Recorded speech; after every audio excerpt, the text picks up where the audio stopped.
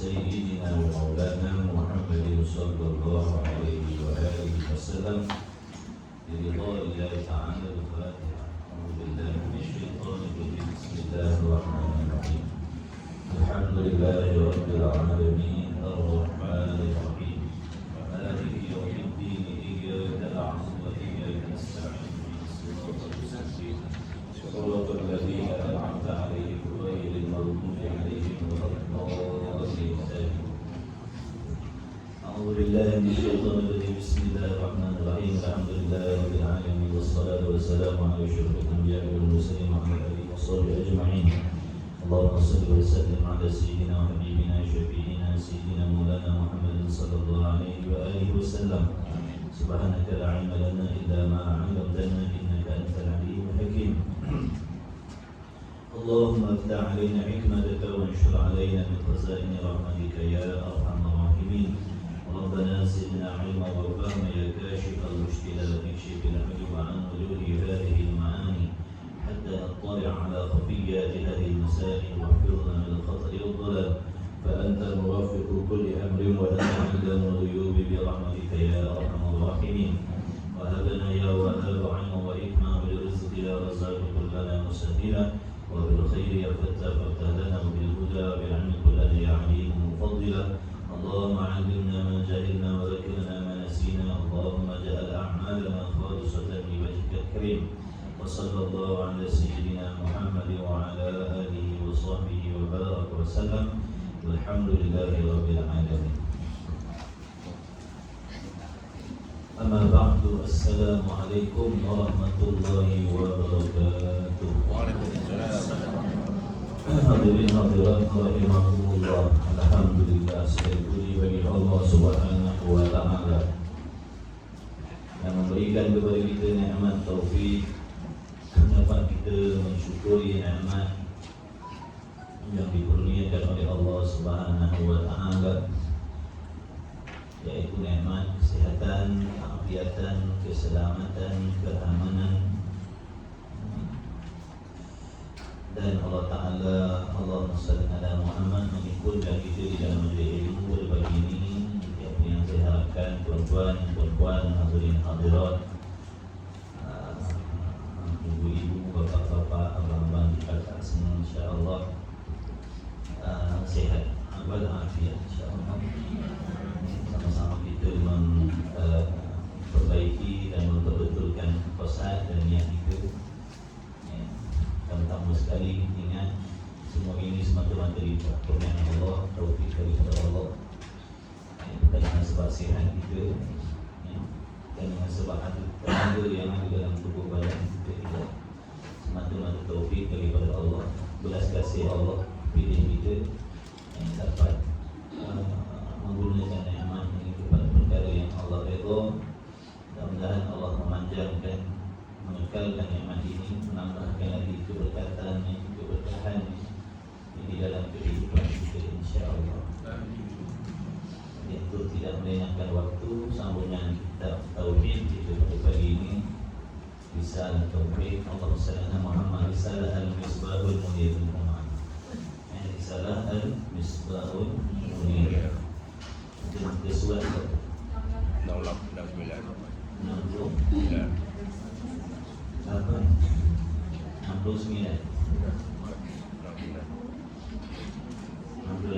69. 8 kali. 8 dah habis.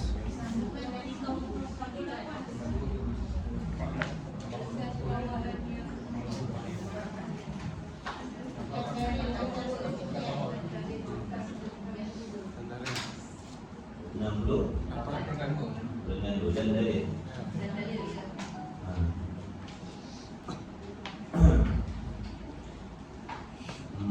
Alhamdulillah, itu surat 68 dah.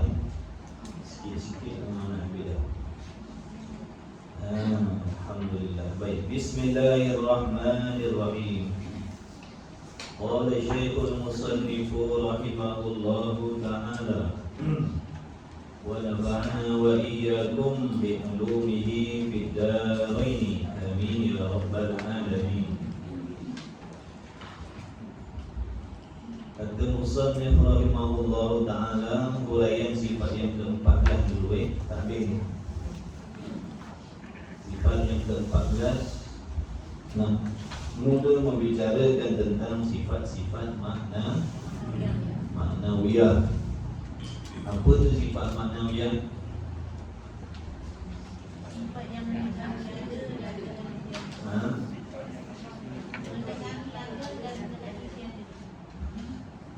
apa peranan sifat maknawiyah ni? Sifat maknawiyah ni yang ni suatu sifat ataupun suatu kelakuan yang mana peranannya nak membolehkan ataupun nak melekatkan sifat maknani pada zat Allah. Mana suatu sifat yang laziman yang tak boleh terpisah, yang tak boleh berpisah, yang tak boleh bercerai, yang tak boleh berasing dengan sifat maknani. Jadi pula peranan yang maknawiyah ni seolah-olah sifat yang nak melekatkan, nak membolehkan adanya sifat maknani pada zat Allah. Sifat maknani ada berapa? Ada 7 kan? Jadi sekarang ni kita masih lagi dalam huraian sifat maknani yang pertama, qauluhu ta'ala qadiran. Di mana satu yang dikehendaki dengan maknawiyah ni? Kaunu yang artinya keadaan. Jadi keadaan tu yang nak dibincangkan. Keadaan tu, kaunu tu yang dikehendaki dengan maknawiyahnya. Kaunu, bukan bukan qadiran. Jadi panjang tu, kaunu qadiran. Jadi yang dimaksudkan dengan maknawiyah ni kaunu. Adapun hu tu domer, maknanya dia tu Allah lah. Qadiran tu maknanya yang berkuasa, iaitu zat Allah.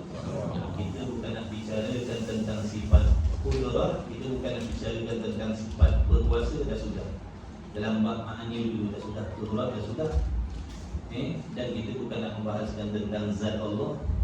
Sekarang ni kita nak membahas tentang sifat maknawiyah, iaitu pada kata kaunu. Kaunu terjemah Melayunya keadaan. Jadi apa dia keadaan tu? Jadi keadaan tu mengikut perkataan ulama yang mengisbatkan ahwal maknawiyah ni, iaitu suatu sifat ataupun suatu kelakuan yang duduk antara ada dan tiada. Dia tak naik kepada martabat ada sungguh-sungguh, dan dia tak turun kepada martabat tiada langsung. Maksudnya sifat yang menengahi antara ada dan tiada. Kemudian peranan dia pula apa? Nak membolehkan adanya sifat ma'ani pada zat Allah. Contohnya di sini qudrat. Kalau tidak ada maknawiyah, membawa kepada tidak boleh ada qudrat pada zat Allah. Sebab peranan dia tadi macam gam, bukan gam ni. Nak bagi faham tu, peranan dia tu nak membolehkan qudrat ada pada zat Allah. Kalau tak ada maknawiyah, qudrat tak boleh ada pada zat Allah. Faham tak cakap itu? Peranan dia tu, maknanya kalau tak ada maknawiyah, tak adalah qudrat. Macam mana qudrat nak ada pada zat Allah kalau tak ada maknawiyah? Okey.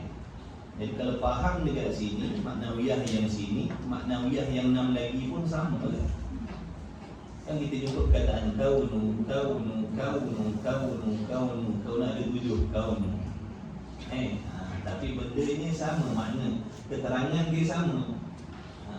Tapi di sini ada 7 kaunu, makna tilik kepada sifat yang berbeza. Kaunu qadiran lain, kaunu muridan lain, kaunu aliman lain. Bukan maksud kaunu tu berhimpun semua maknawiyah situ dah. Ma'ani situ dah. Bukan makna satu kaunu tu kongsi makna sifat ma'ani yang lain semua berkongsi dengan satu kaunu tu tak. Sebab tu ada 7 kaunu. Sebab masing-masing kaunu pada kudrat lain, kaunu muridan lain, kaunu aliman lain, kaunu sami'an lain, kaunu basiran lain, kaunu mudakaliman lain. Sebab tu ada 7. Jadi nanti kalau keluar dalam pemeriksaan akhir tahun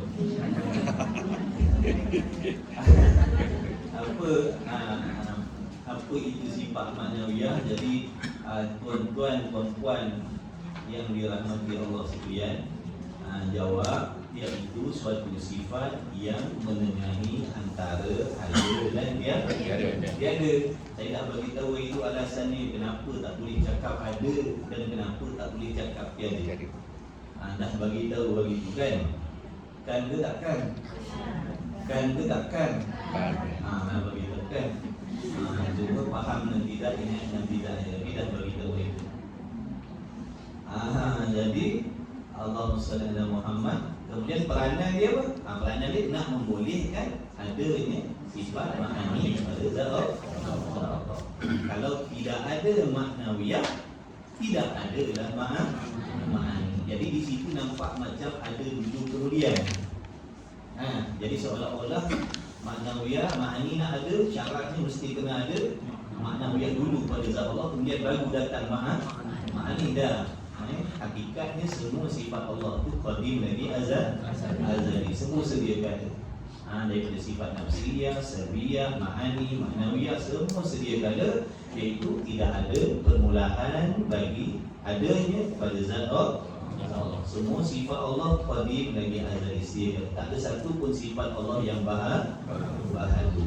Jadi kita dah faham dah kita nak baca. Sebab benda sama. Jadi boleh baca laju lah, cepat khatam sikit. Benda sama. Baik. Dan dalil, mana bukti yang menunjukkan mesti adanya sifat maknawiyah pada zat Allah? Mana dalil? Mana bukti yang menunjukkan Allah Ta'ala wajib bersifat dengan maknawiyah? Itu bukan nak cerita ma'ani Ma'ani dah sudah dulu. Kudrat, artinya berkuasa, bertakluk kepada perkara mungkin, mengadakan mungkin atau meniadakan mungkin. Itu sifat kudrat dah sudah ada lagi. Ini bukan nak cerita kudrat, ini nak cerita maknawiyah, kaunu. Dan dalil atas demikian itu. Apa maksud demikian itu? Dan bukti yang menunjukkan atas mesti adanya sifat maknawiyah pada zat Allah. Dalilnya itu ialah kita fikir. Maksudnya dalil akli. Kita fikir maknanya dalil akli. Dan tilik kepada makhluk ini. Tengok, renung, kaji selidik pada makhluk ini. Apa maksud makhluk? Sesuatu yang telah dijadikan. Itu makhluk. Yang belum jadi namanya apa? Yang belum jadi namanya apa? Yang belum dibuat oleh Allah namanya apa? Acana ni biasa dekat. Tak boleh lah tu hari tu suruh tulis aku kita nak tulis. Mungkin. Tulis lagi sekali. Tulis lagi sekali. Waktu Tu usia. hari tu tulis muka surat 15, ni dah muka surat 68. Waktu usia Ustaz. Waktu usia. Tulis banyak kali. Biar tiap muka surat tu ada mungkin sampai kita bosan dah. Mungkin faham dah. Dah malas nak tulis dah. Kalau tanya terbingung-bingung lagi tu, mana tak faham dah lagi tu. Tulis banyak kali. Tak apa dapat pahala dah, bukan sia-sia tulis. Jadi mana? Kata nak jadi pelajar sungguh-sungguh. Macam kat sekolah Pak, meja pun kongsi. Ingat zaman sekolah ni. Sekolah nak mengaji. Macam sekolah ni. Tapi ni bukan sekolah ni, dua sekolah tuan-tuan ni. Sekolah tak dipakai tuan-tuan. Sekolah tak dipakai. Masuk najis jadi mutan najis mudah. Dia kena dua kolam. Dua kolam. Faham tak faham?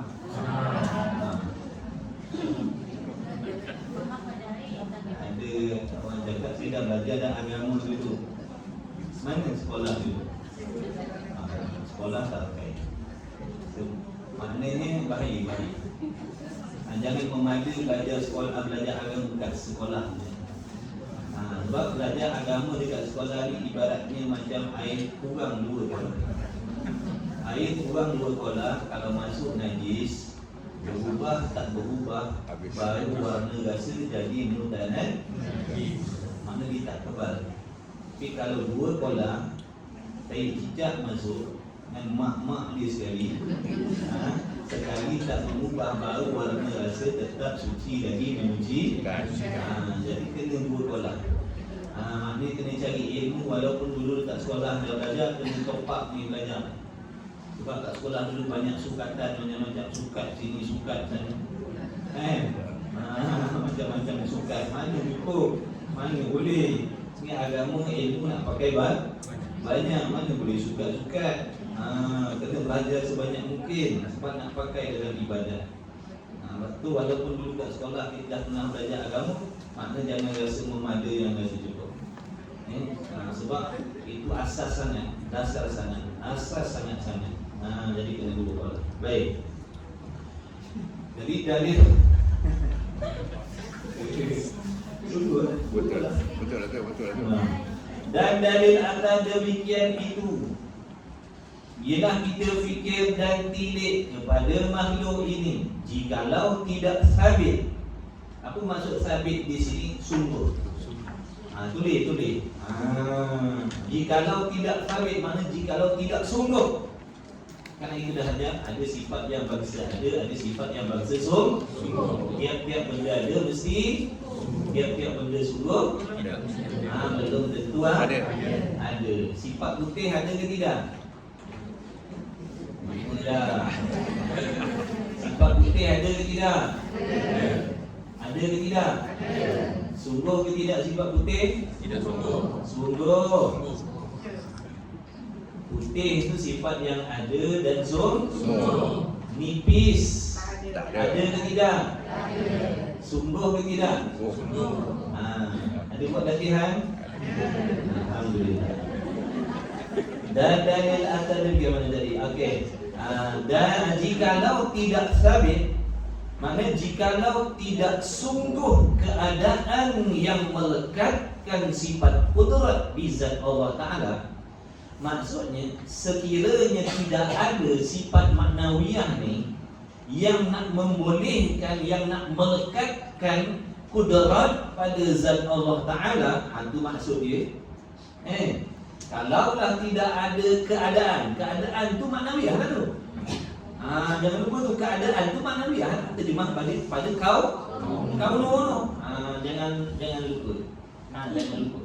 Jikalau tidak sabit, makna kalau tidak sungguh keadaan, makna suatu sifat yang melekatkan sifat kudrat di zat Allah Ta'ala.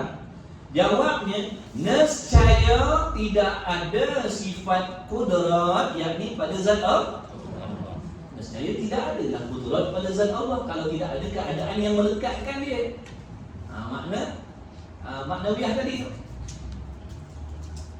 Ataupun kita kata begini, sekiranya tidak ada sifat maknawiyah pada zat Allah, bagaimana nak ada kudrat?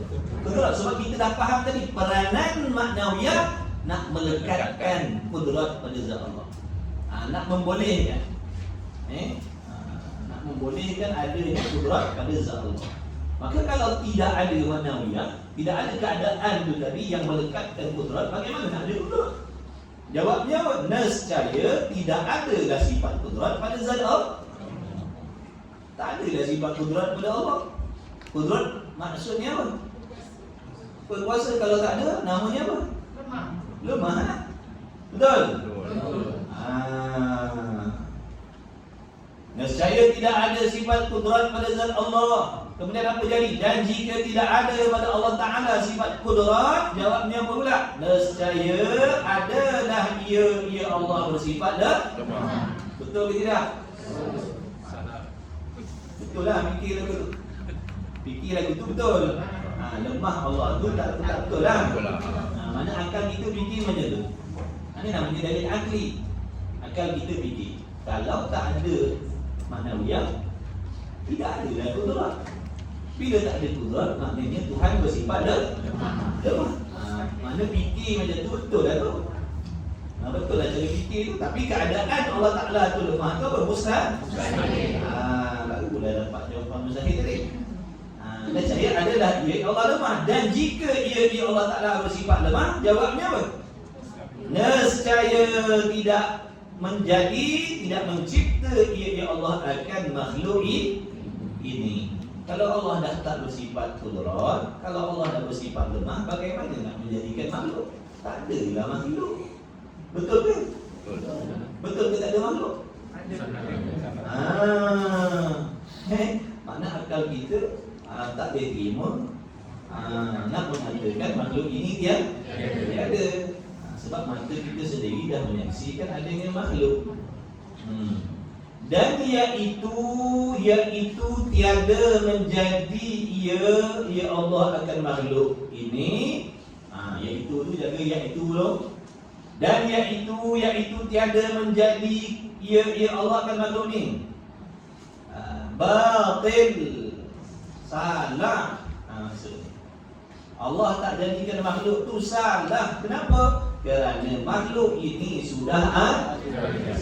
Betul? Betul ke ada makhluk? Maka tetaplah ada pada Allah Ta'ala sifat kudrat. Maka maksudnya begini, bila adanya makhluk disaksikan oleh mata kepala kita sendiri, menyaksikan adanya makhluk, menunjukkan mesti adalah sifat kudrat pada Allah. Mestilah ada kudrat pada Allah. Dari ini kita ni ada. Adanya kita ni dah bukti Allah tu berkuasa. Ianya Allah tidak lemah. Kuasa Allah wajib ke mustahil ke harus? Kuasa Allah wajib ke mustahil ke harus? Wajib pada akal. Itu nanti ada jenis soalan penuhkan tempat kosong.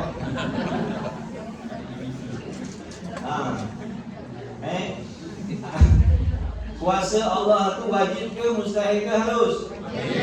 Pada akal. Jawab ambil. Wajib pada akal, macam tu. Solat 5 waktu wajib? Ini pada isyarat. Makan banyak mesti kenyang wajib pada adat. Yang hidup wajib mati, wajib apa? Arudi. Jaga. Solat pojok. Syukurlah. Kata belajar. Kena sentiasa kan, sebut ulang-ulang ini, insyaAllah. Maka tetaplah ada pada Allah Ta'ala kudrat. Jadi apabila mata kita melihat adanya alam ini, maka itulah dalil yang menunjukkan Allah wajib bersifat dengan kuasa dan tidak lemah. Allah tu wajib ke mustahil ke harus? Wajib. Tidak lemah Allah. Faham soalan baik-baik. Tidak lemah Allah wajib ke mustahil ke harus? Wajib. Lemah Allah? Mustahil. Pada?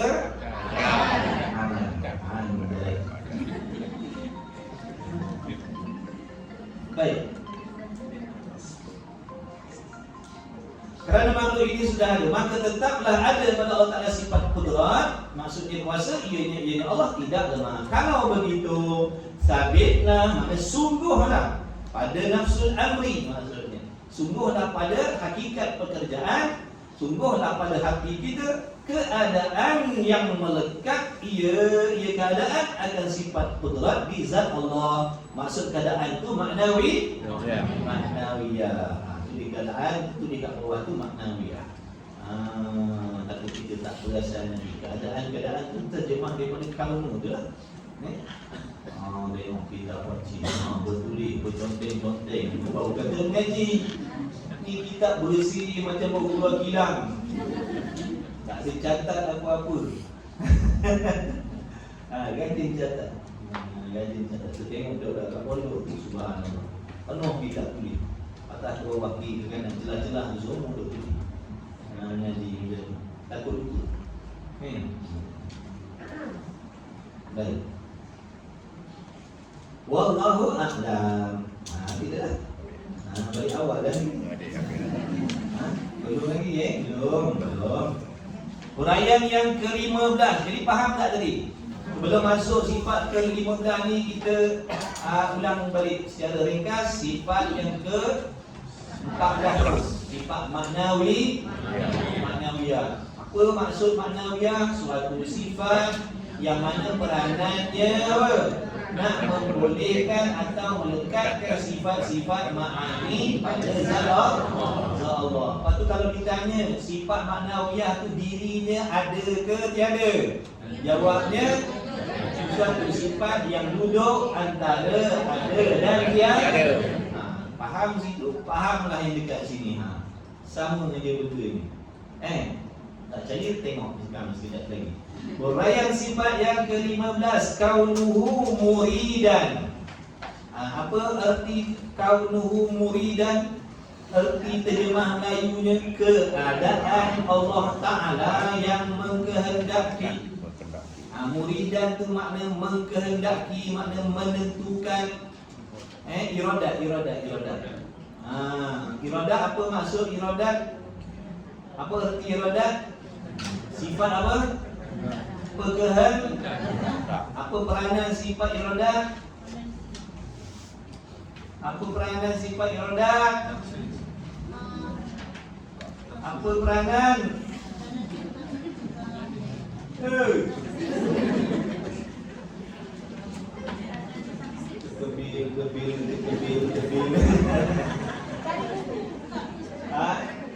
Iradat, apa peranan iradat?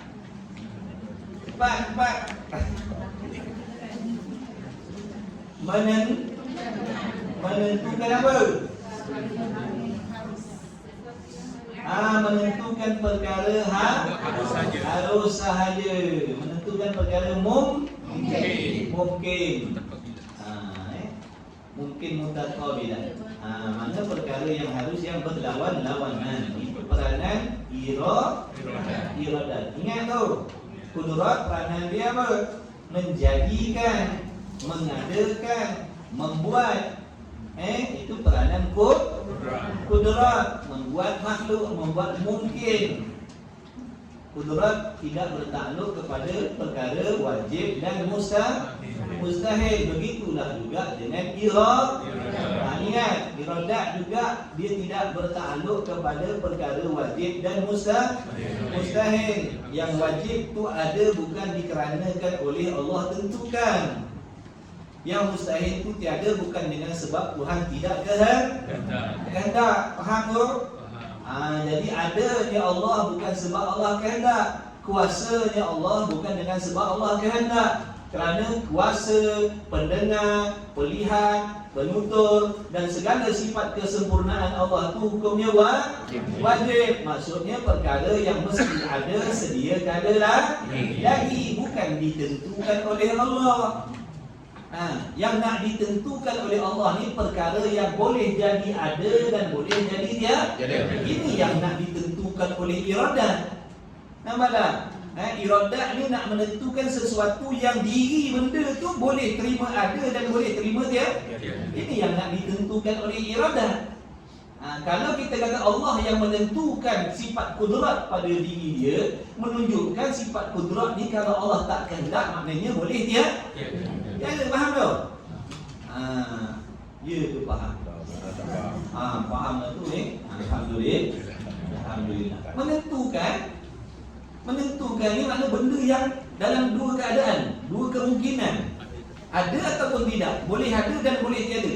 Benda yang boleh ada tiada ni namanya apa? Mungkin ataupun benda zat Allah mungkin ke? Zat Allah bukan mungkin Sifat-sifat Allah tu mungkin ke? Benda wajib, maka benda wajib tak masuk dalam ketentuan Allah. Jadi jangan kita kata Allah yang menentukan dia berkuasa. Allah yang menentukan dia mendengar. Allah yang menentukan dia kekal. Dan kekal Allah bukan ditentukan, dah memang sedia kala dah Allah bersifat kekal. Makhluk tu yang ditentukan oleh Allah, nak hidupkan ke, nak matikan ke, nak panjangkan umurnya ke, nak pendekkan umurnya ke, itu peranan iradah. Allah Maha mengkehendaki, yakni perkara mungkin. Ada pun yang wajib tak masuk dalam urusan iradah, yang mustahil juga tak masuk dalam iradah. Jadi tiadanya anak bagi Tuhan bukan kerana tidak dikehendaki.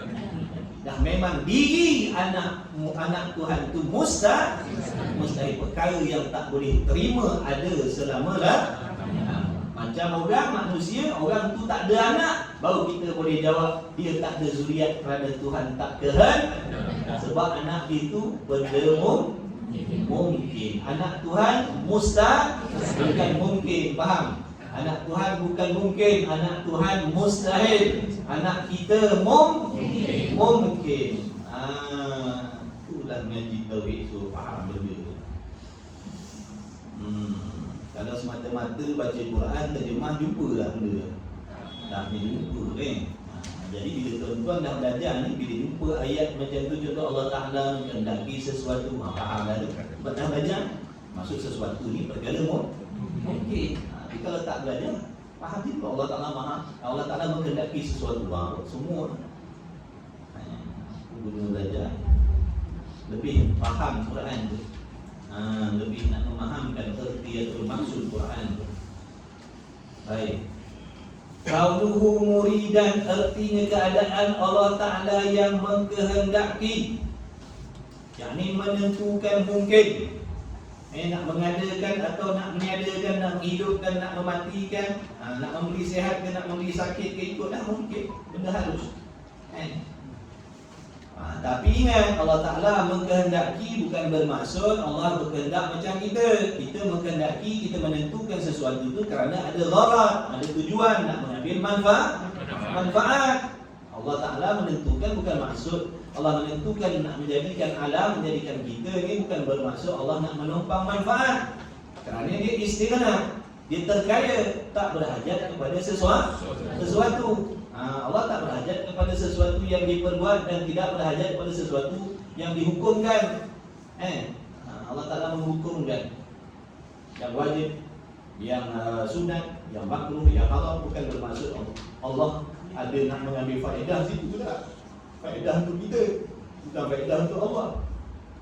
Kerana dia terkaya, dia tak berhajat pun pada yang nak ikut agama untung, tak nak ikut rugi dia lah. Yang untung kita, yang rugi pun kita. Allah tak ada apa-apa. Dia sedia sempurna, sedia kali lagi dan kekal sempurna selama-lama, sekalipun semua manusia ni tak nak beriman kepada dia.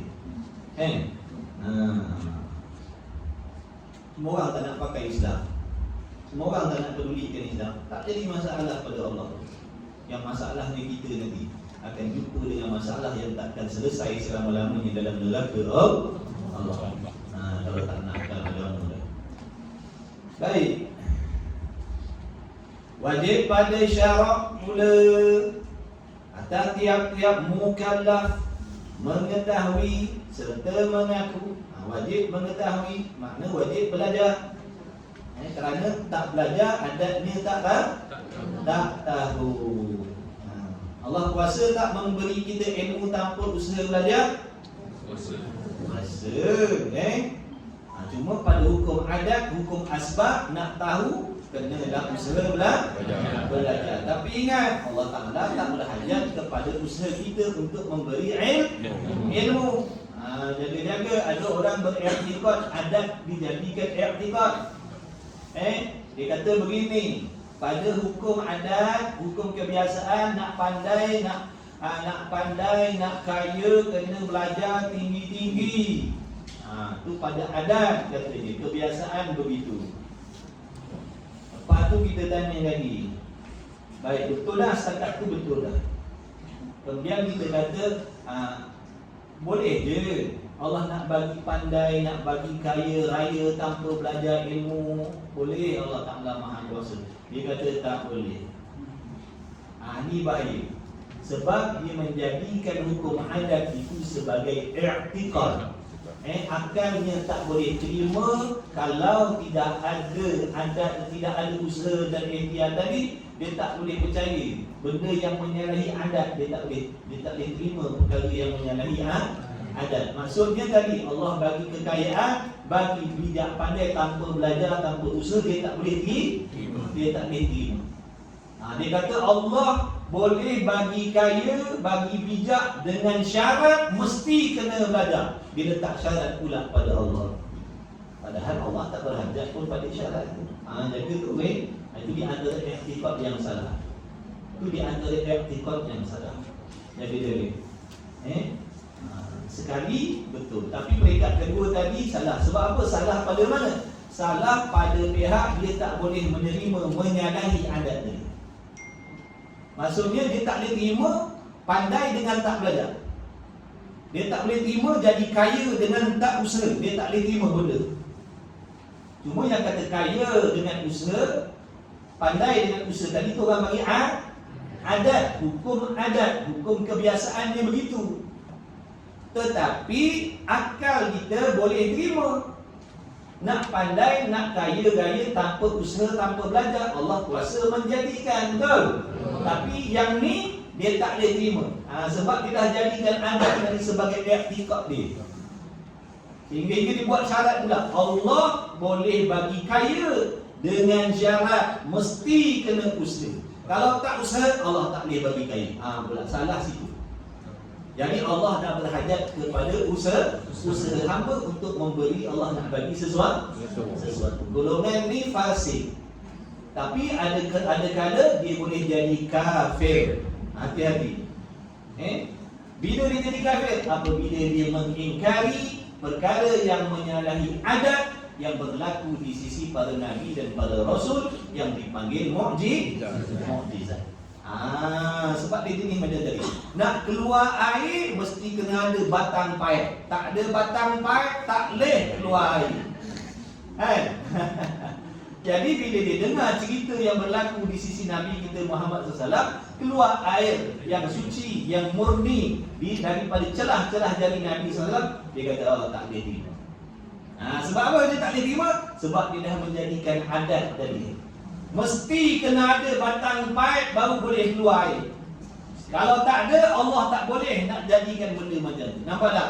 Jadi yang diingkar ni tadi bukan benda biasa, mukjizat. Jadi kafir lah kat situ. Habis.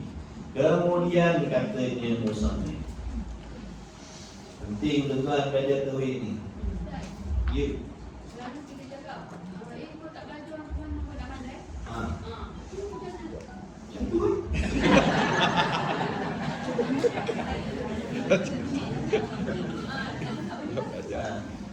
Itu cakap apa? Jangan i'tiqad. Maknanya dia cakap tu bukan dia i'tiqad. Kecuali yang cakap tu memang dia i'tiqad, salah maka salah. Sebab tu i'tiqad ni nak pakai dalam perut kita, pakai dalam hati kita. Jomlah sarapan, nak kenyang nak makan tadi. Jadi kafir ni. Jangan. Jangan. Maknanya cakap tadi tu, saya dah makan dah. Dah kenyang dah nak makan tadi. Maksudnya akidahnya apa? Yang memberi kenyang bukan sarapan tu. Tapi kalau yang bercakap tu orang jahil, barangkali apa yang dicakap tadi maksudnya diiktikadkan. Memang diiktikad roti canai itu yang memberi kenyang, bukan maka di situ masalah akidah dia. Bagi orang yang dah belajar tentang akidah, dia tahu lah. Dia dah kenyang dah makan roti canai tadi. Tapi iktikad yang mengenyangkan Allah, bukan roti canai tu, bukan asbab tu, bukan usaha makan tu. Tak payahlah kita nak cakap bertauhid pula dah. Jom ni pun makan. Alhamdulillah, dengan dita'alluq oleh iradat Allah. Allah dah tentukan sedia kala. Hari ni tadi pukul sekian saya makan di canai. Kemudian itu namanya ta'alluq asudi. Kalau tanjizi qadim, Allah dah sedia kala kehendak si maka rencana yang pagi ni habis sampai waktu tadi ta'alluq kudrat pula, ta'alluq tanjizi qadim dan tanjizi hadis. Lakulah si maka rencana dan itu sekadar asbab dan usaha saja. Yang Allah yang memberinya. Jadi saya dah kenyang kerana dijadikan dua panjang. Tak ada orang kawan dengan kita orang dah gila. Etikot musuh dalam ni.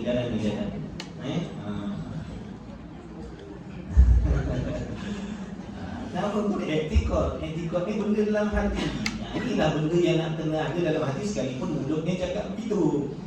Tapi kalau kita tak belajar, ni yang kita takut, apa yang disebut tu yang di-etikot. Itu yang bahaya. Itu yang bahaya.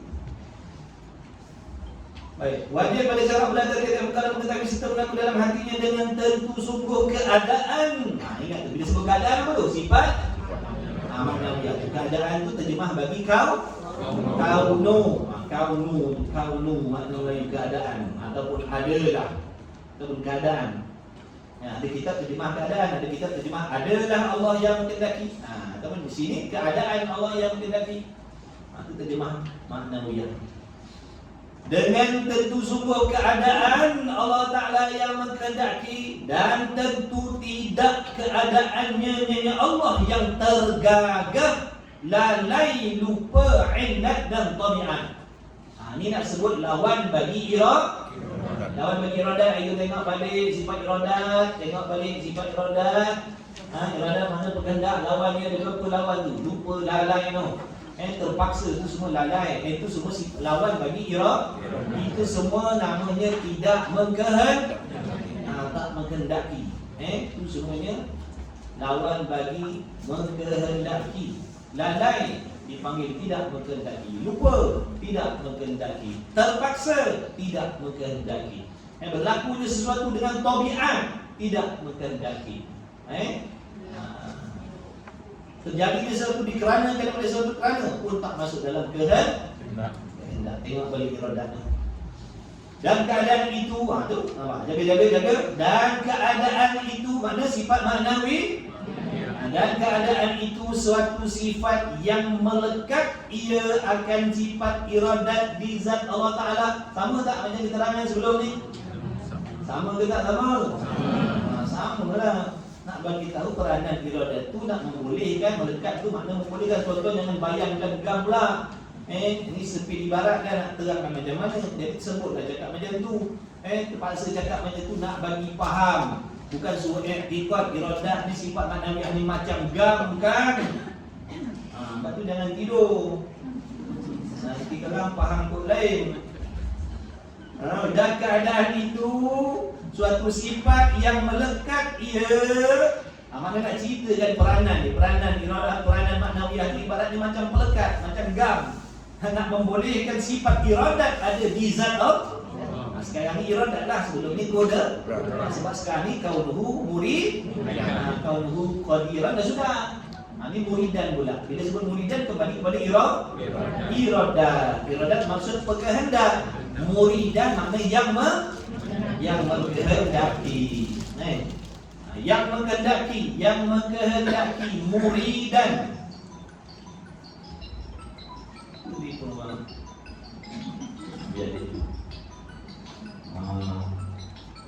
Jadi apa tadi? Kacau aduan. Muridan makna Melayunya yang menghendaki. Ini zat Allah ke sifat?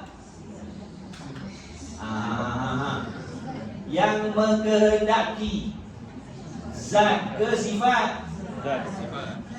Zat. Jaga. Yang mengkehendaki itu zat Allah.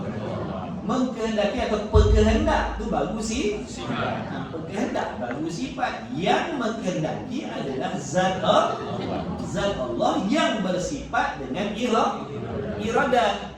Yang putih tu warna ke kain? Yang putih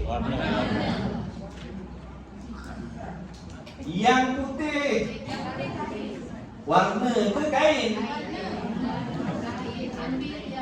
Seorang orang punya seorang kali. Yang putih kain.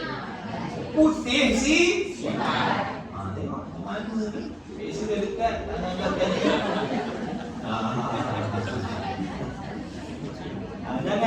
Jangan terkeliru yang putih kain. Putih si sifat.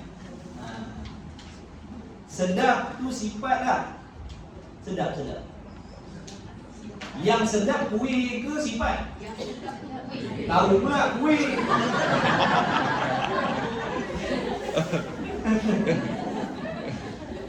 Sedap tu sifat. Yang sedap kuih.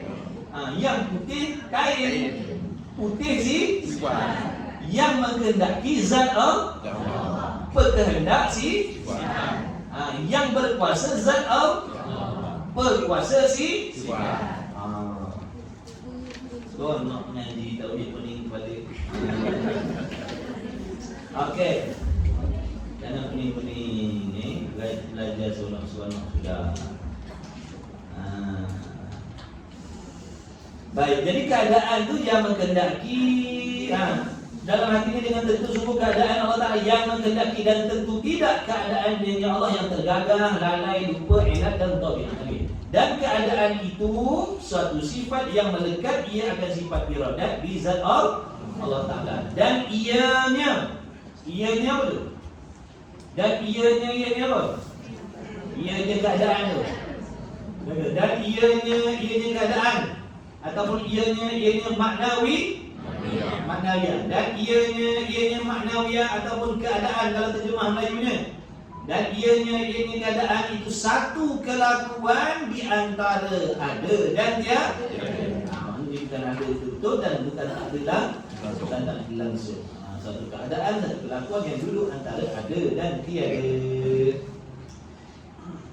Dan yang melazim ia, yang melazim ni mana yang tak dapat tidak, yang tak boleh bercerai, yang tak boleh berpisah, yang tak boleh berasing, mesti maksudnya yang melazim ia akan sifat iradat di zat Allah. Jadi maknawiyah dengan iradat ni, dengan makni ni tak boleh berpisah. Berlazim-laziman, mesti ada dua-dua. Kita tak boleh nak kata makni ada, maknawiyah tak ada. Ataupun ada maknawiyah, makni tak ada. Tak. Dia berlazim-laziman, mesti. Melazim itu makna mesti. Tak boleh pisah. Itu maksudnya. Dan dalil demikian itu dan bukti yang menunjukkan demikian itu menunjukkan adanya sifat maknawiyah pada kata kaunuhu muridan ni. Dalilnya, huraiannya seperti dalil kaunuhu qadiran. Huraian dalilnya sama macam huraian dalil kaunuhu qadiran. Hendaklah engkau perhati daripadanya. Hendaklah kita perhati dalil yang dekat kaunuhu qadiran tu, fahamlah kaunuhu muridan ni. Mari kita perhati sekejap. Ambil daripada dalil tu. Dan dalil kat tu kaunuhu qadiran. Tengok situ. Sebab dalilnya sama, cuma ubah ayat sikit dia. Dan dalil makna bukti atas demikian itu, maksud demikian kaunuhu muridan. Kita fikir dan kita tilik kepada makhluk ini. Ayat dia sama. Jikalau tidak sabit keadaan yang melekatkan sifat iradat di zat Allah. Tadi kudrat. Ni iradat.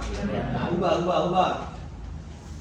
Jikalau tidak sabit, makna kalau tidak sungguh keadaan, makna maknawiyah yang melekatkan sifat iradat di zat Allah Ta'ala. Jawabnya, nescaya tidak ada sifat iradat. Nescaya tak ada lah iradat. Kalau tak ada maknawiyah di sini, pada sifat yang ke-15 ni, kalau tak adalah maknawiyah, membawa kepada tidak adalah iradat.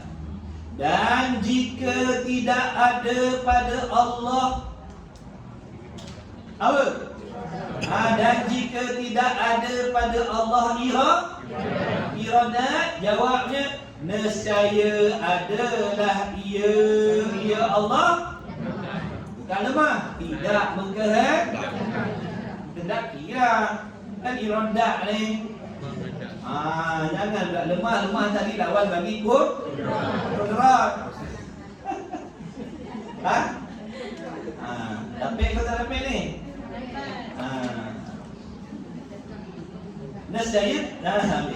Nescaya adalah ia Allah tidak menghendaki kan. Kalau dah tak diiradat membawa kepada Tuhan tak menghendaki, maksudnya Tuhan takkan menentukan apa. Tuhan tak menentukan apa-apa kan. Sambung lagi. Baik. Nescaya dan jika tidak ada pada Allah Ta'ala iradat, nescaya Allah Ta'ala tidak menghendaki. Dan jika Allah Ta'ala tidak menghendaki, jawabnya nescaya tiada dah menjadikan ia akan kalau Allah tak menentukan, tak adalah dia buat. Kalau Allah tak menentukan adanya makhluk, kalau Allah Ta'ala tidak ada sifat kehendak, kalau Allah Ta'ala tidak menentukan, tidak menghendaki adanya alam, nescaya tidak ada dah alam. Lepas tu, tiada alam tu batil, salah. Kenapa? Kerana mata kita dah menyaksikan adanya alam. Jadi adanya alam ni menjadi dalil bahawa sesungguhnya Tuhan itu mengkehendaki, ataupun adanya alam ini menjadi bukti adanya sifat iradat pada zat Allah. Bila dah ada sifat iradat, memberi faham mesti ada maknawiyah. Itulah dalil. Macam tu lagi ni senang je. Ya. Ilat dikarenakan oleh suatu kerana. Contohnya dulu kita dah bagi bergerak cincin kerana bergeraknya jari. Contohnya kita nak kata begini, adanya saya ni, adanya kita semua ni kerana ada Allah. Maka tak betul. Ada kita kerana ada Allah, tak betul. Yang betulnya ada kita dikehendaki oleh Allah, bukan ada kita kerana ada Allah. Kalau ada kita kerana ada Allah, bermaksud kewujudan kita ni mesti mengikut kewujudan Allah. Sedangkan kewujudan Allah sedia kala kita baharu. Bagaimana kita nak mengaku yang ada kita mengikut ada Allah? Macam gerak cincin dengan gerak jari tu, bergerak cincin kerana bergeraknya jari. Mula jari bergerak, cincin pun mula bergerak. Itu yang dimaksudkan dengan dikeranakan oleh sesuatu kerana. Faham tak faham? Lebih tak ni faham. Buat contoh ni.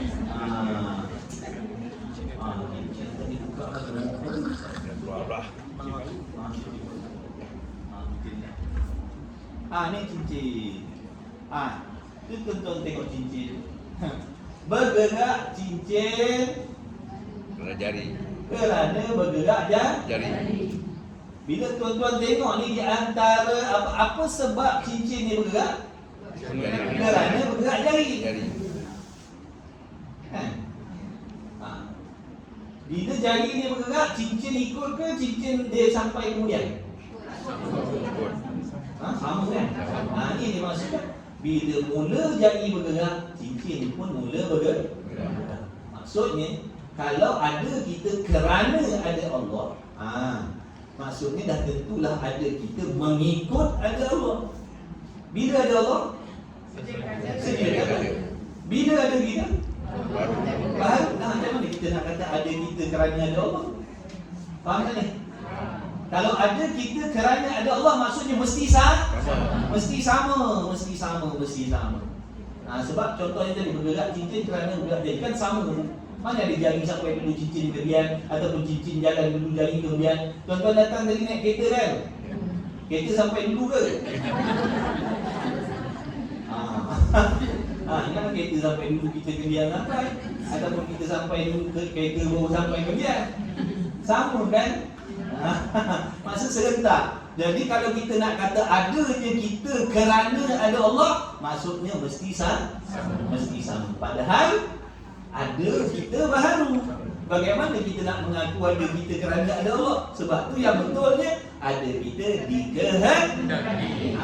Ditentukan oleh Allah, sebab tu kita ada. Kalau Allah tak tentukan, kita tak ada. Sekalipun Allah tu dah sedia ada.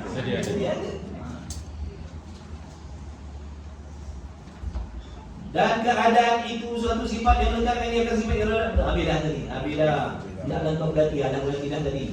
Dia punya surat tu apa? 70. Alih lagi. Sebab ayat sama, benda sama, baca laju lah. Cuma tukar nama sifat dia. Cuma tukar nama sifat. Tadi mula-mula berdoa. Itu iradah. Yang ni ilmu pula. Keadaan tu benda sama, dia nak huraikan suatu sifat yang menengahi di antara ada dan tiada. Peranannya nak membolehkan ada ilmu pada zat Allah. Kalau tak ada maknawiyah, tak adalah ilmu. Bila tak ada ilmu, Allah tak menghendaki. Bila Allah tak menghendaki, Allah tak menentukan adanya alam. Bila tak menentukan adanya alam, tak adalah alam. Tak ada alam, batil. Mata kita dah tengok adanya alam. Jadi adanya alam ni dalil menunjukkan mesti ada ilmu pada Allah. Dah lah. Habis. Macam tu je lah. Cepat khatam lagi kita ni korang ni. Baca laju. Huraian sifat yang ke-16. Huraian sifat yang ke-16. Tuan-tuan ada rakam kan? Apa nak risau boleh baca laju. Tak faham tengok balik kat rumah. Huraian sifat yang ke-16. Kaunuhu aliman. Artinya keadaan Allah Ta'ala yang mengetahui. Yang mengetahui terjemah daripada aliman. Alim ni makna yang mengetahui. Bila sebut aliman, yang mengetahui sifat ke zat Allah. Zat Allah. Bila sebut yang mengetahui, ialah zat Allah. Zat Allah yang memiliki sifat ilmu ataupun pengetahuan. Dari pengetahuan itu sifat, yang mengetahui itu Allah yang bersifat dengan ilmu. Jangan keliru. Artinya keadaan Allah Ta'ala yang menghendaki. Wajib pada syarak pula tiap-tiap mukallaf mengetahui serta mengaku di dalam hatinya dengan tentu sungguh sabit. Apa maksud sabit? Sungguh. Wajib dalam hati kita menyungguhkan, maksudnya wajib dalam hati kita menyungguhkan di zat Allah Ta'ala itu kaunuhu aliman. Artinya sungguh keadaan Allah Ta'ala yang mengetahui. Keadaan Allah Ta'ala yang mengetahui ataupun adalah Allah mengetahui. Sungguh ke tidak? Tu maksud dia. Tu kata sungguh-sungguh dia tu. Wajib kita menyungguhkan yang mana adalah Allah tu mengetahui sifat ilmu. Takluk ilmu kepada apa? Takluk ilmu. Ilmu bertakluk kepada perkara wajib, mustahil dan harus. Dia pukul rata. Ilmu pukul rata. Semua dia takluk. Yang wajib, yang mustahil, semua takluk pada sifat ilmu. Takluk apa namanya? Insya'ah. Maknanya nyata pada ilmu pengetahuan Allah. Segala perkara yang wajib, yang mustahil, yang harus pada sedia kala lagi. Artinya keadaan Allah Ta'ala yang mengetahui dan tentu tidak keadaan Allah Ta'ala yang jahil. Itu lawan bagi ilmu lah. Dan keadaan itu, apa maksud keadaan? Maknawiyah. Dan keadaan, terjemah daripada perkataan kau. Dan keadaan itu, makna maknawiyah itu ialah sifat yang sabit. Makna sifat yang sungguh. Dia tak kata sifat yang ada, sifat yang sungguh. Nampak tak? Sifat yang ada lain. Kalau dah kata sifat yang ada, ma'ani. Ini bukan sifat yang ada, sifat yang sungguh. Putih ada ke tidak? Sungguh tidak? Nipih ada ke tidak? Sungguh tidak nipih? Pandai dah tu. Dan keadaan itu adalah sifat yang sungguh, yang sabit bagi zat Allah Ta'ala. Dan keadaan itu, makna sifat maknawiyah itu ialah suatu perkara yang antara ada dan tiada. Sama juga benda ni, cuma diubah ayat sikit. Tadi mula-mula dia kata suatu sifat yang tidak naik kepada martabat ada.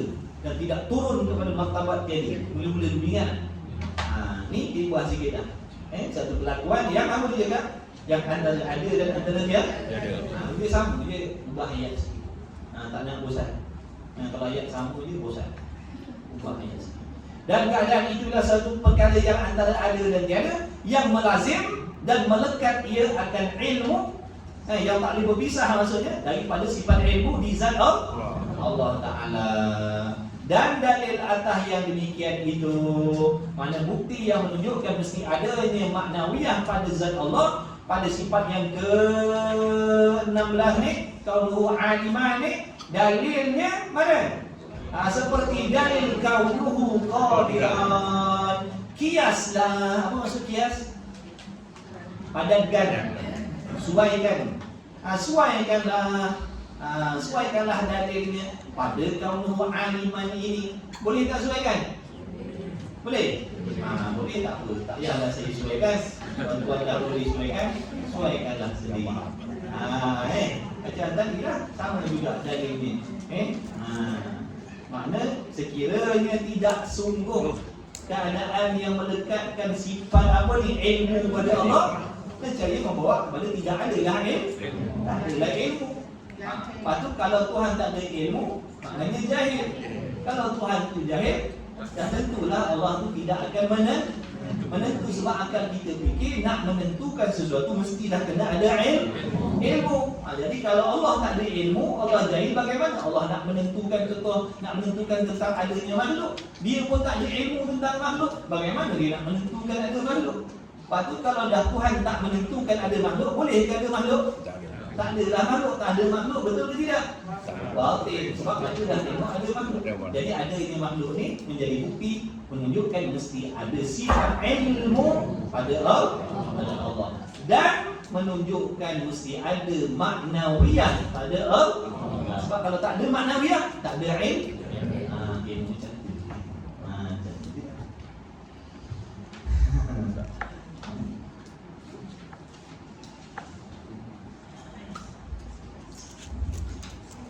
Jadi kiaslah kiaslah. Wabahu Adam. Lagi. Rayang sifat yang ke-17. Banyak mengaji ini. Benda sama. Boleh? Boleh. Benda sama je. Maknanya boleh. Keadaan dulu dah faham nanti keadaan satu sifat yang dulu antara ada dan tidak.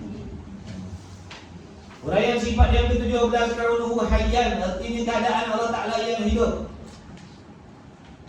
Wajib pada syarak pula tiap-tiap mukallaf mengetahui serta mengaku di dalam hatinya dengan tentu sungguh sabit di zat Allah Ta'ala kaunuhu hayyan, artinya keadaan Allah Ta'ala yang hidup. Wajib kita menyungguhkan sesungguhnya dalam hati kita Allah Ta'ala itu Tuhan yang hidup. Adalah Allah Ta'ala itu Tuhan yang hidup. Wajib menyungguhkan dalam hati. Kemudian dan tidak keadaan Allah Ta'ala yang mati. Keadaan Allah Ta'ala yang mati itu dan iaitu apa? Dan iaitu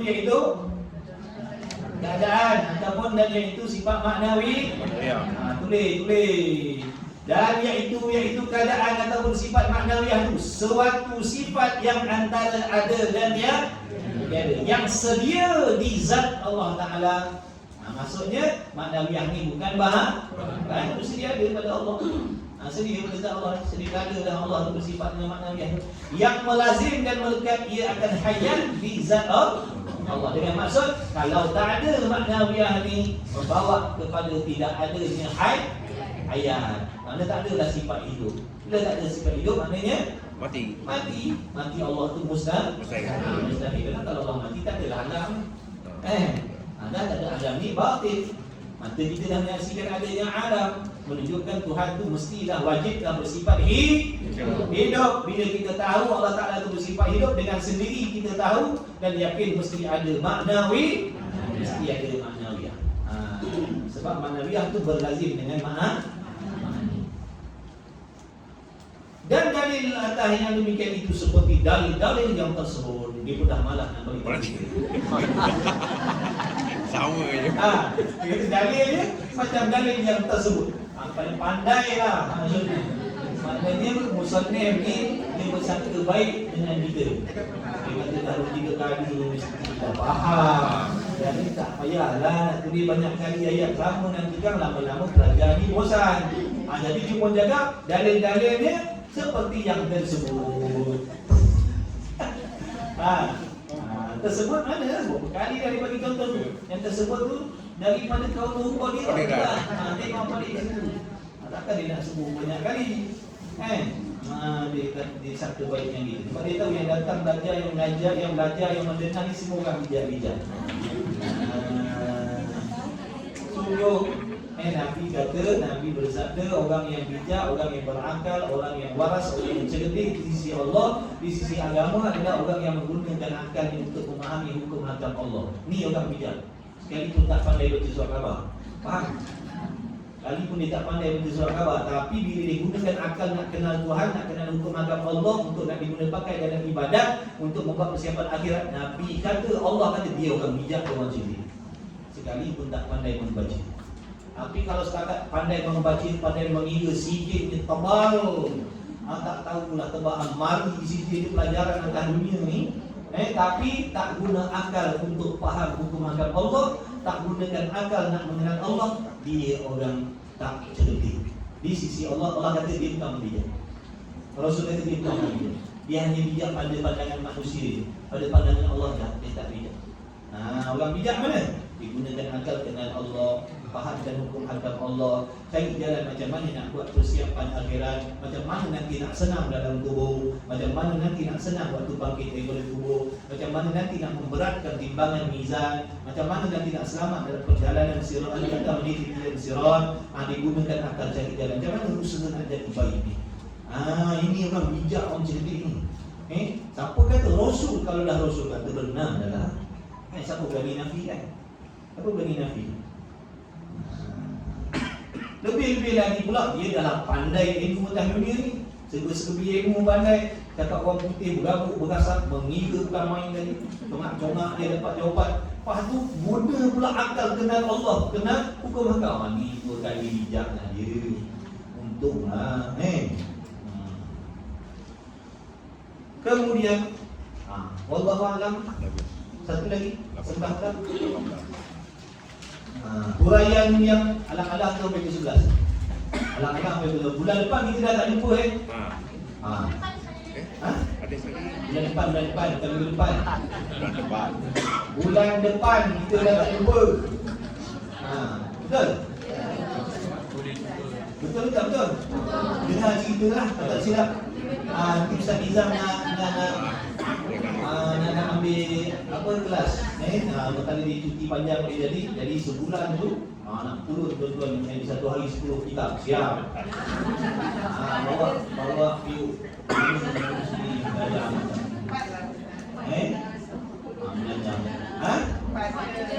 Apa? 4 apa? 4 kitab, bukan 10. Ya 10. Tak adalah. Tak apa, belajar baguslah. Ulun tuan-tuan. Kita ni semakin dekat dengan nak mati, makin kena laju, bukan makin slow.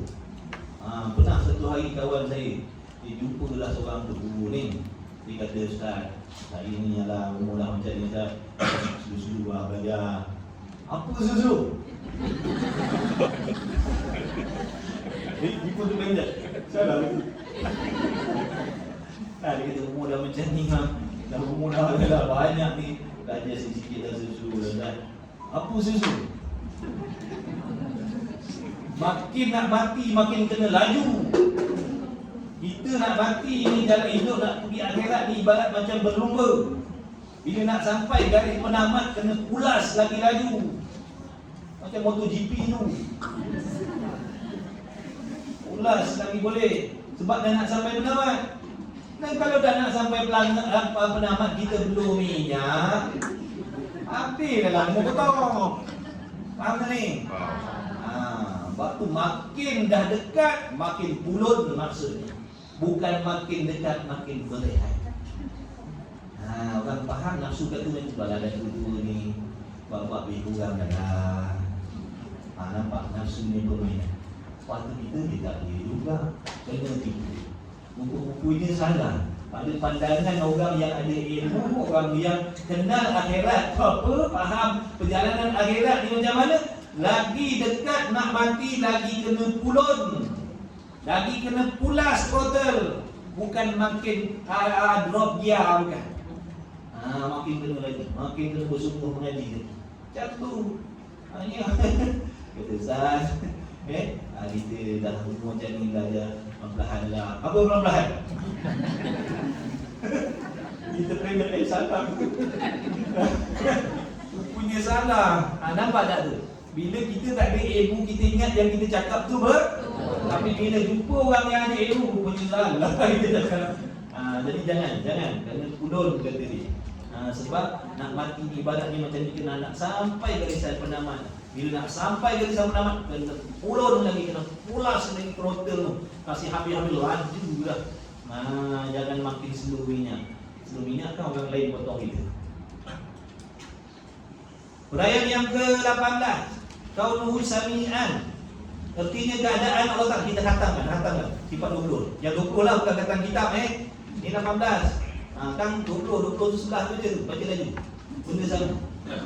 Kaunuhu sami'an, artinya keadaan Allah Ta'ala yang mendengar. Wajib pada syarak atas tiap-tiap mukallaf mengetahui serta mengaku di dalam hatinya dengan tentu sungguh. Dikira kabur untuk bulan depan sekali. Tentu sungguh sabit bagi Allah Ta'ala kaunuhu sami'an, artinya keadaan Allah Ta'ala yang mendengar, dan tidak keadaan Allah Ta'ala yang tuli. Jadi adalah Allah tuli itu mustahil. Dan iaitu, nampak dia dah tak sebut keadaan dah. Dan iaitu dia, sebab dia dah tahu, dia dah alim, dah pandai dah. Jadi faham dah tu. Dan iaitu keadaan. Tadi sebelum ni dia kata dan keadaan itu.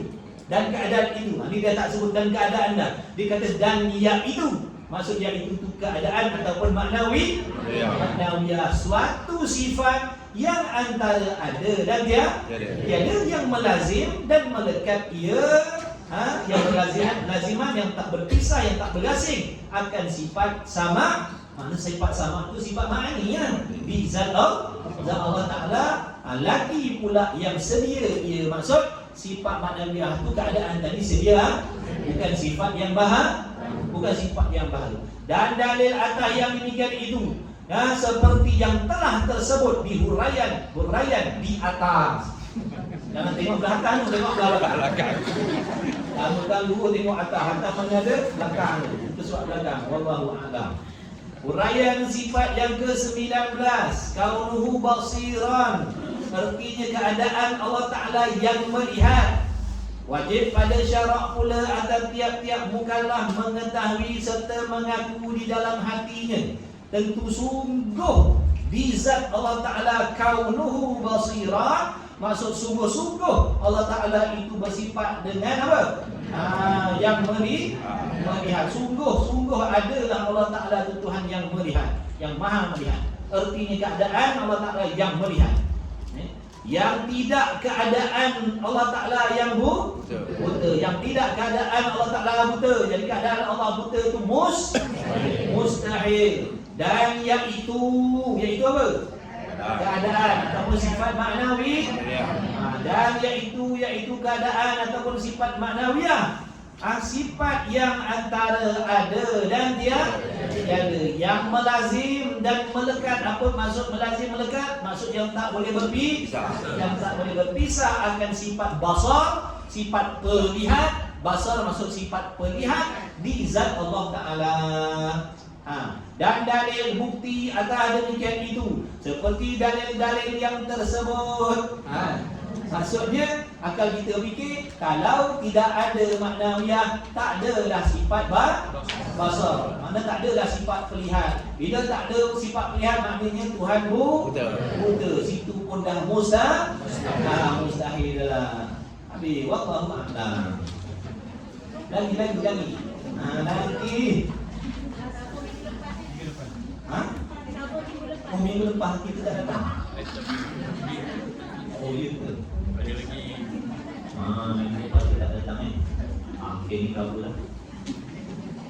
Huraian yang ke-20, kaunuhu mutakalliman. Kaunuhu mutakalliman artinya keadaan. Jangan lupa sekarang ni kita sedang bicara sifat makna. Dalam kitab Misbah ni tuan-tuan, Misbah ni dia mengikut atas kaul yang masyhur, maknanya pada pandangan mereka kena kira satu persatu. Itu yang dihurai satu-satu tu. Itu yang jadi 20 tu. Kalau dalam contoh di kitab Faridatul Faraid, kalau tak silap, dia 13 je. Dia tak hurai satu-satu macam ni. Cuma wajib tahu Allah bersifat maknawi. Ada 7 sifat maknawiyah. Dah cukup sekadar tu. Dia tak hurai keadaan yang ada akan ada ke tak ada, dia tak hurai situ. Sebab tu mengikut kaul yang rajih, tak wajib hurai, cuma wajib beriman saja Allah ada sifat maknawiyah. Hurai tak payah hurai. Wajib tahu secara ijmal sudah. Sini dia kata wajib kena tahu secara tafsir, kena hurai satu-satu. Ini untunglah kita. Untunglah kita bila dah tahu yang ni, belajar 13 tak ada apa masalah dah. Sekalipun tak hurai kita faham dah sebab dah belajar kat sini. Kalau faham dah.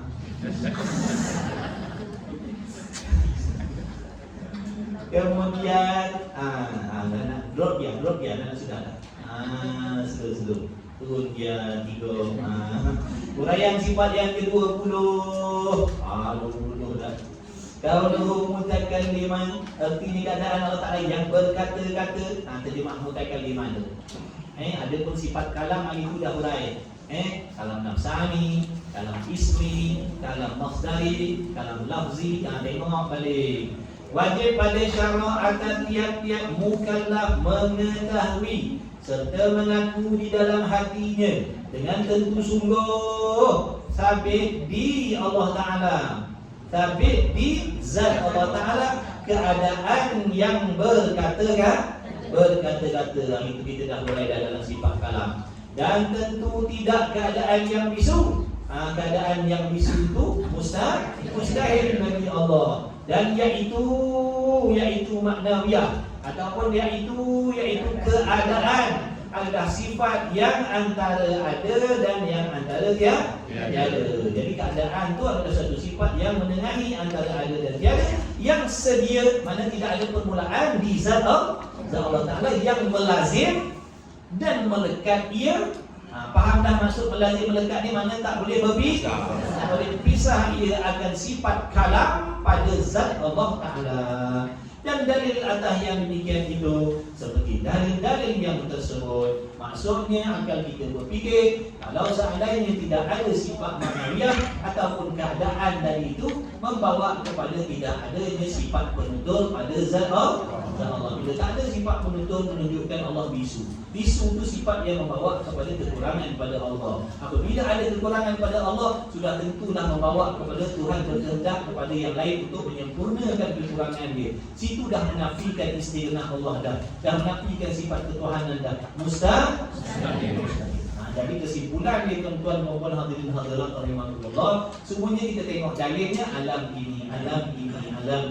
Jadi bila kita dah belajar ni, kita dah tahu dah jalan ceritanya kenapa setiap sifat dari awal sampai dah yang ni 20 ni alam ini dalilnya. Jadi kita dah tahu perjalanan cerita ni. Kenapa alam ni menjadi dalil ada Allah, alam ini jadi dalil kuasanya Allah, alam ini juga dalil ada iradat pada Allah, alam ini juga jadi dalil Allah itu satu, alam ini juga dalil Tuhan tak serupa dengan sesuatu, alam ini juga dalil Allah Ta'ala tu memiliki sifat Allahumma salli ala Muhammad qiyamu binafsi, berdiri dengan sendiri. Adanya alam ini juga menjadi dalil Allah Ta'ala tu bersifat dengan sifat-sifat ma'ani, kudrat, iradat dan sebagainya. Adanya alam ini juga menjadi dalil Allah Ta'ala tu bersifat dengan sifat maknawi.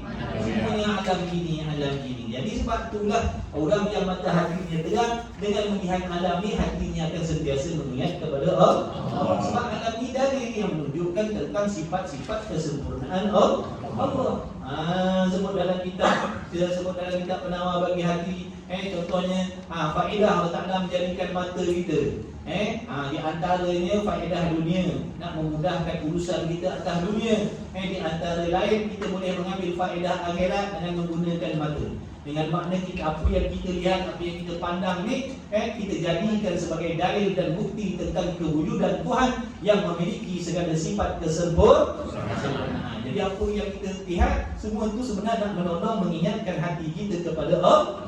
Semualah alam ni, bukan saja langit, bumi, bulan, bintang, apa sahaja alam, apa sahaja, yang besar, yang kecil, yang nampak, yang tak nampak, yang mulia, yang tak mulia, semua tu masuk dalam erti kata alam. Kita ni, akal kita boleh memikir, kita boleh memandang, sihat kita, sakit kita, itu semua alam, itu semua masuk dalam makhluk Allah. Semua tu nak mengingatkan kita kepada Allah sebenarnya. Jadi kita ni ditolong oleh makhluk-makhluk ni, dengan melihat makhluk ni dapat menolong kita mengingati Allah. Tak apa saja makhluk. Sebab tu orang-orang ahli bidah tu, dia mata hati dia sentiasa mengingat kepada Allah, sebab banyak yang menolong dia mengingatkan kepada Allah. Dan kita ni ada tempat-tempat ni. Tengok air terjun, bagus, subhanallah. Tengok pemandangan indah-indah, hebat Allah. Padahal yang lain-lain juga dalil kehebatan Allah. Biarlah. Wallahu a'lam. Jadilah secara itu tambihun akan datang insya-Allah. Jadi dah faham dah tu. Tak ada apa pun, jangan risau dengan bimbang. Kita dah faham dah tu, makna dia tu faham. Nanti habis kitab ni, insya-Allah kita akan ulang kitab ni.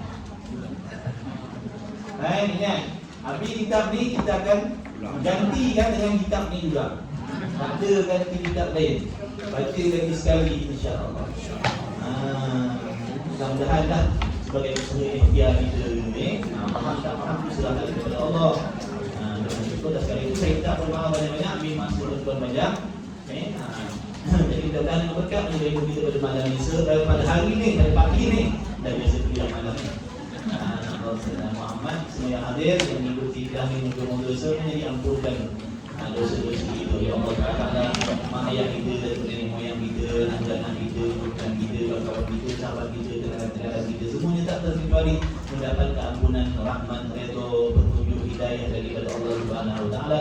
Dimudahkan segala urusan dunia dan akhirat, dikabulkan segala doa dan hajat dan surat yang tersirat, diberikan rezeki yang halal yang berkah, diberikan umur yang berkah. Allahumma amin ya rabbal alamin. Yang sakit diberi kesembuhan oleh Allah, diberikan hati yang tabah, yang sabar, yang redha, yang sentiasa bersangka baik dengan Allah Subhanahu wa Ta'ala. Insya-Allah untuk lagi salah silap, kekurangan, saya minta maaf banyak-banyak. Kalau ada yang berasa hati ke apa benda, bukan ada niat saya tidak, niat saya bukan niat kita saja. Anak seronok-seronok belajarlah.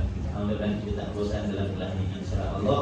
Bismillahirrahmanirrahim. Alhamdulillahirabbil alamin wassalatu wassalamu ala rasulillah wa ala alihi. Allahumma anfa'na bima 'allamtana. Rabbana 'allimna al-kalima yanfa'una wa faqih ahlana wa batina fi dinina ma ahli al-usul mustawdakar. Wa sallallahu ala sayyidina Muhammad wa ala alihi wa sahbihi wa baraka wa sallam. Alhamdulillahirabbil alamin. Taqabbalallahu minni wa minkum.